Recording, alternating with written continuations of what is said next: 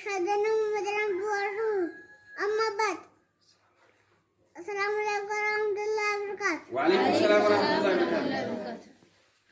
عن سيدة رضي الله عنها قالت: قال رسول الله صلى الله عليه وسلم: إن غض الرجال عند الله يعد القاسم رواه البخاري.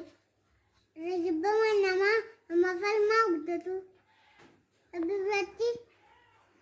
أركان الإسلام أشهد أن لا إله إلا الله، أشهد أن محمدا رسول الله، وإقام الصلاة وإيتاء الزكاة وصوم رمضان وحج البيت من استطاع إليه سبيلا. أركان الإيمان ستة: أن تؤمن بالله وملائكته وكتبه ورسوله واليوم الآخر والقدر خيره وشره من الله تعالى. السلام عليكم ورحمة الله وبركاته. السلام ورحمة الله وبركاته.